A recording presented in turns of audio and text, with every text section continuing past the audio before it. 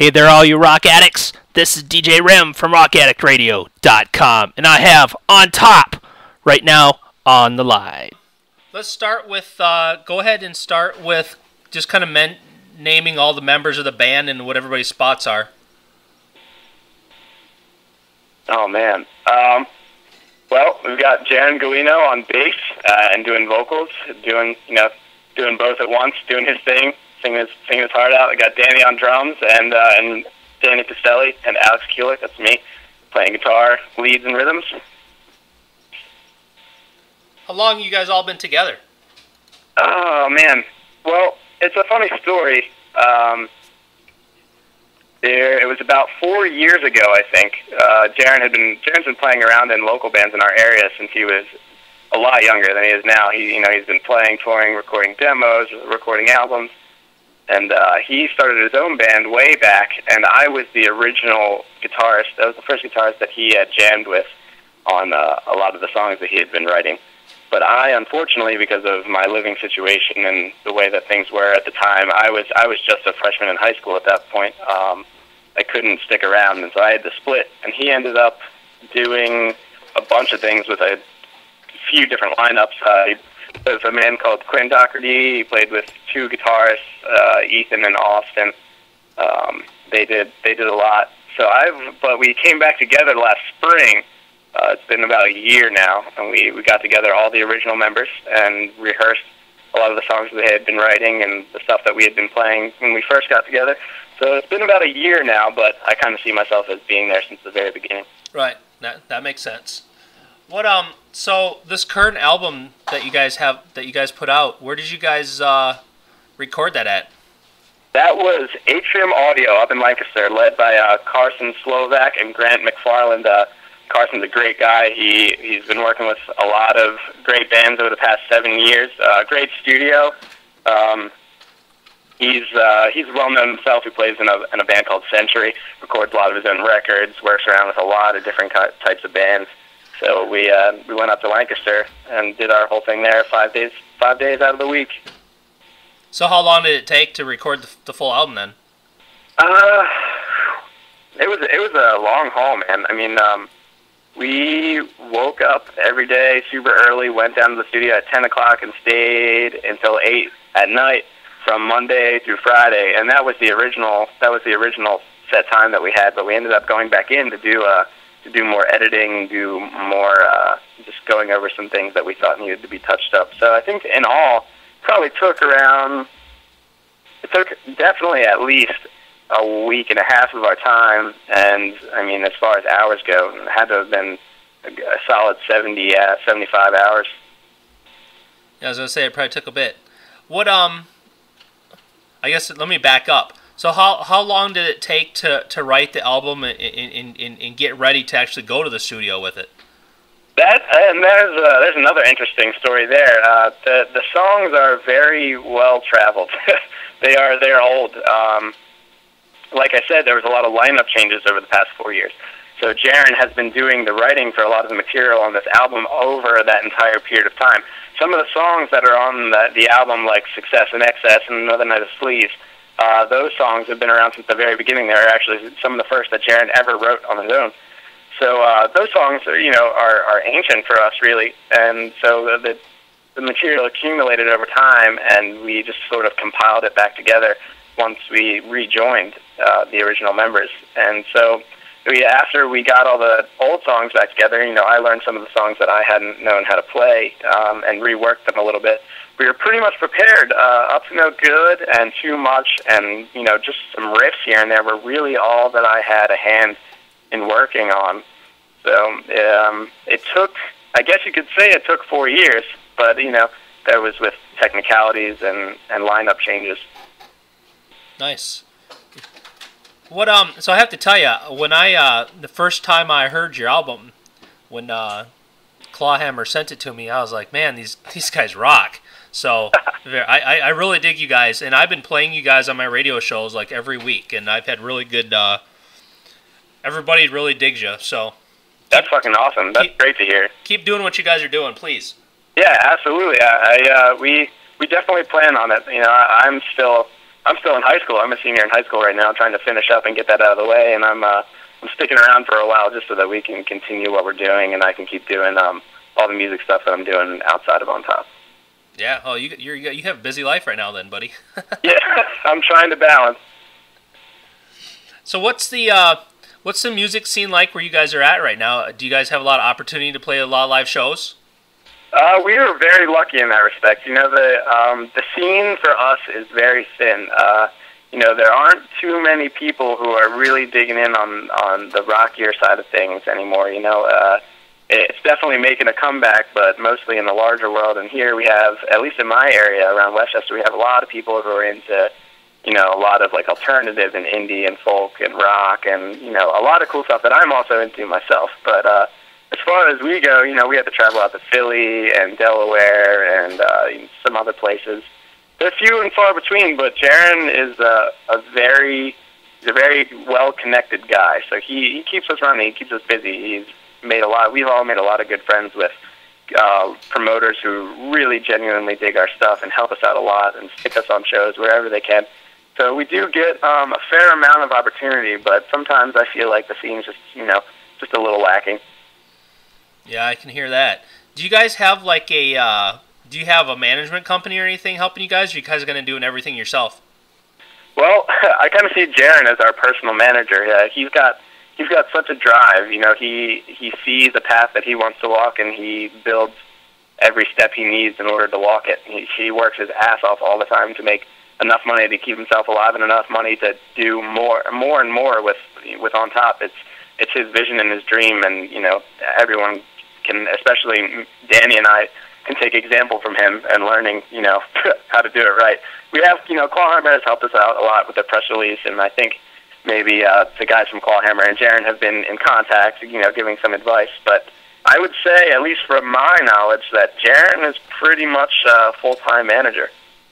Oh, that probably works out pretty good, though. I mean, you know, since he's part of the band and everything.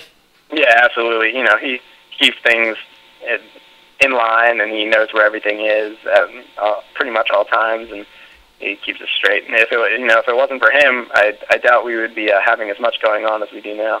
Right. What how often do you guys get to practice together? Oh man, we shoot for once a week usually. That is definitely our baseline. We try and fit more whenever we can, but it's been pretty regularly just once a week as of now. You know, we've got Danny teaches at the School of Rock. If you're familiar with that company, he teaches at the School of Rock that's in our area, and he teaches at another place as well. So he's busy as all hell. Jaron is working on top stuff and trying to make money. You know, he just started working as a bartender. He's kicking it down in Delaware, and you know, I've got school and I've got my own work here because I work at a coffee shop in my town. So we're all running around like maniacs. So we really only get together once a week. So what got you personally into music? What kind of influences have you had growing up? I mean, you're a lot younger than me, so what bands have been your influences that kind of made you want to do this? Oh man, I love that you're asking me that question. That's something I think about a lot. It's a weird thing because growing up, I didn't grow up with too big of a family. It was just my mom and I, and you know, she didn't really listen to much music. So that exposure for me was kind of lacking. You know, my mom listened to the smooth jazz radio. That was like the only thing I ever heard growing up. And just like the most ridiculous stuff, you know, she's not a listener. She just puts it on and sits back and doesn't know what she's doing. So I didn't even listen to music for a really long time. And believe it or not, my very first experiences with music were through video games. And that's where I get a lot of my inspiration, believe it or not.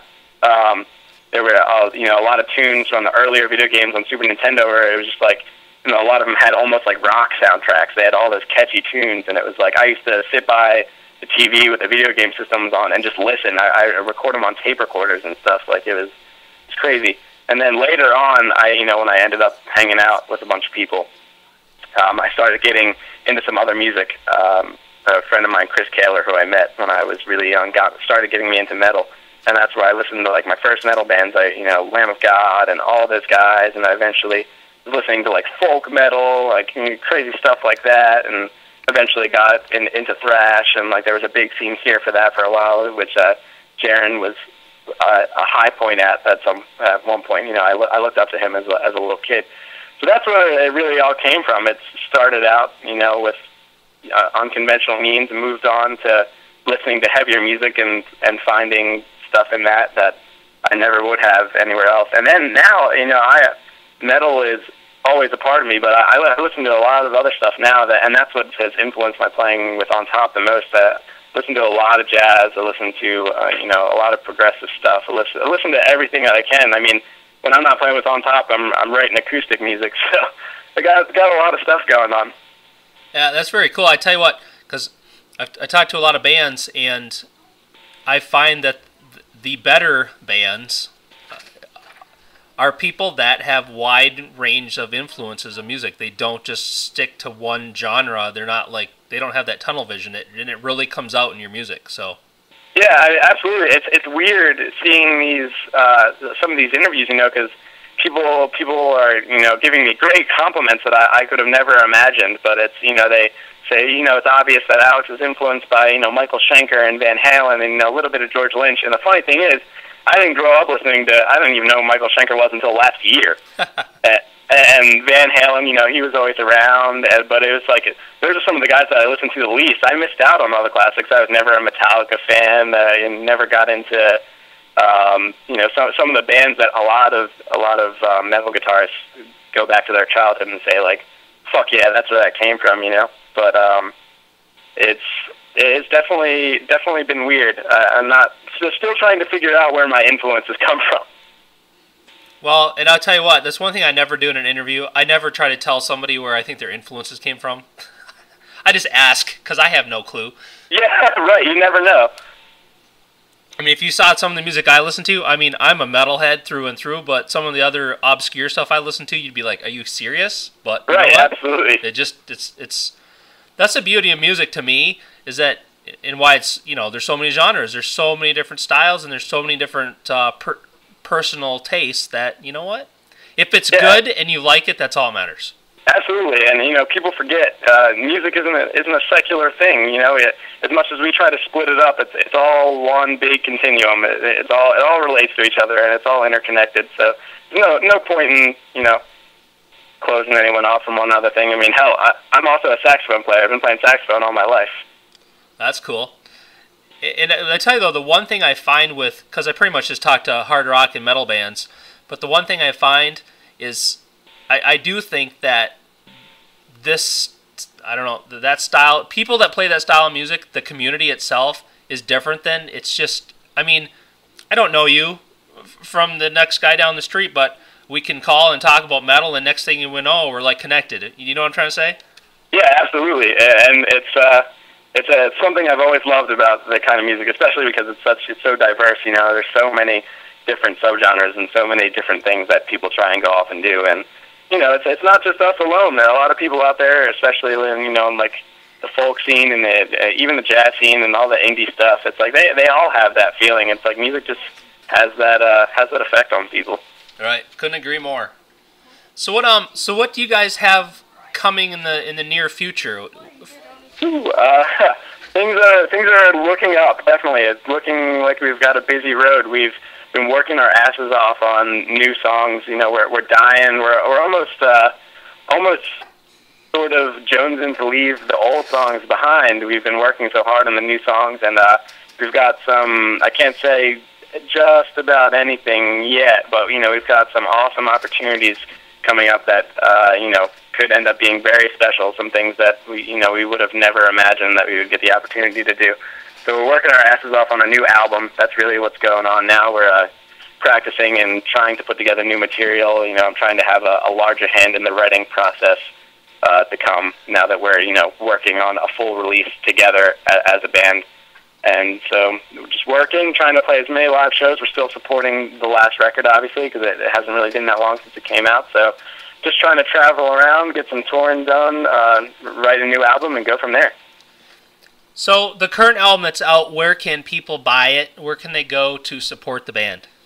Oh, we're very lucky. There's a lot of places you can go. We actually just had a website put up. Jaron has been working diligently on that. It's www.ontoprocks.com.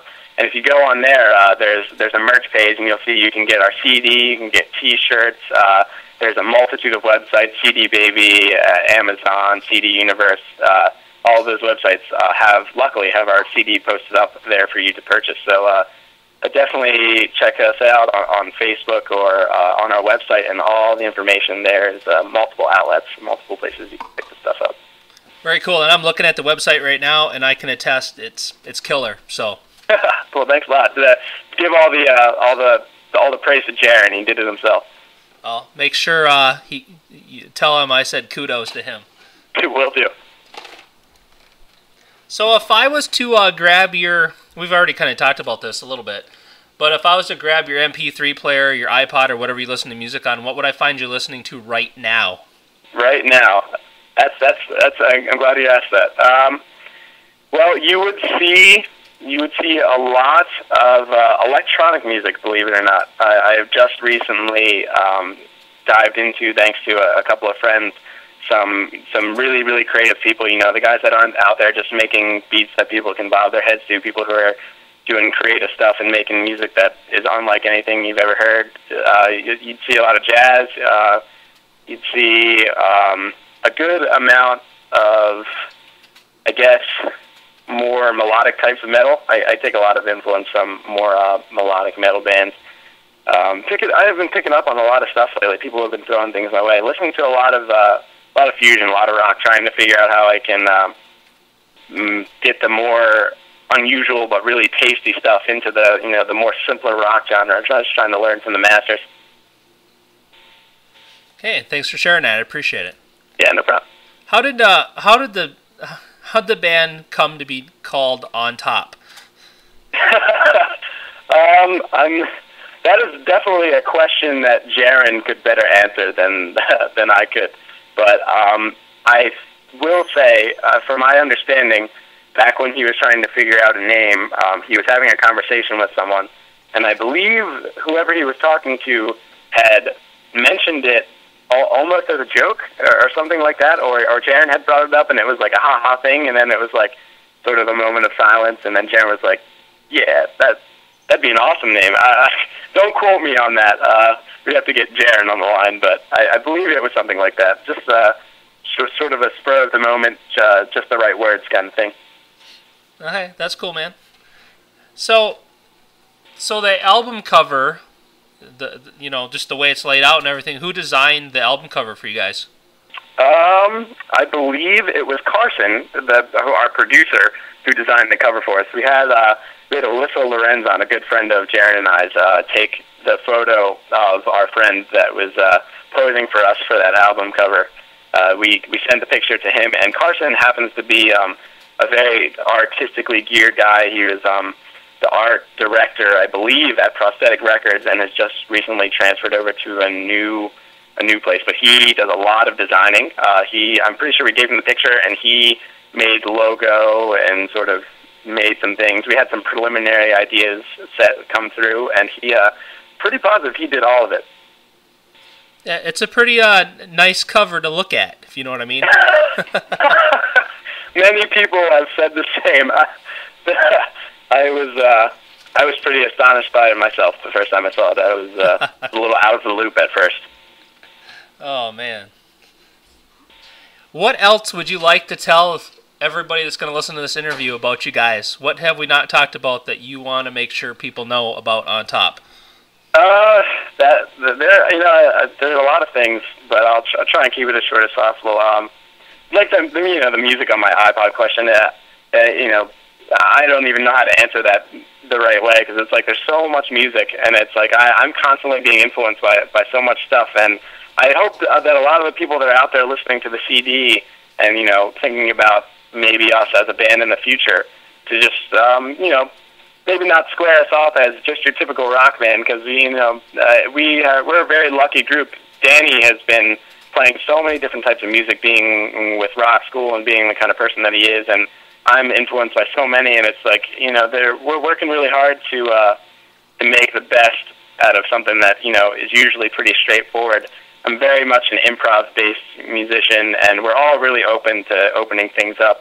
So we're trying to try our best to change it up. And you don't hear a lot of music like us anymore. And it's I have a lot of aims and a lot of dreams that are very much outside of On Top, but On Top is rock and metal, and that's what I grew up on, and that's what so many people grew up on, and it's always, I think it's always going to be important, and it's like you're trying to be a group that says the right stuff but does it in their own way, and doesn't bore too many ears, and watch out for us. We're working our asses off for sure, and just keep your ears open. We're a rock band, but give us a chance to show you what we got. Well, I know I definitely will, because I think you guys have unique sound that not very many people out there sound like you guys, and was basically what drew me to you. So yeah, I appreciate it, man. It means the world. So I guess I just want to thank you again for calling and chatting with me, but I do have one last thing to ask you to do for me before I let you go. Absolutely. So a couple of radio tags would be very cool. A couple of radio tags? Yeah, man. I'm not sure I understand. Okay, I'll walk you through this. Okay. So this is what I need for the first one. The first one, you can go ahead and say your name and say you're listening to DJ REM at rockaddictradio.com.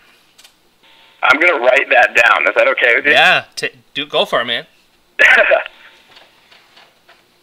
Awesome. Now I know what you mean.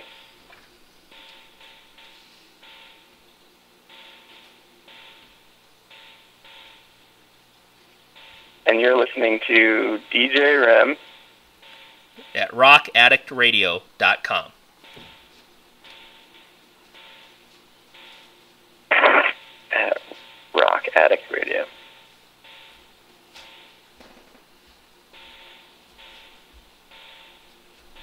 Cool.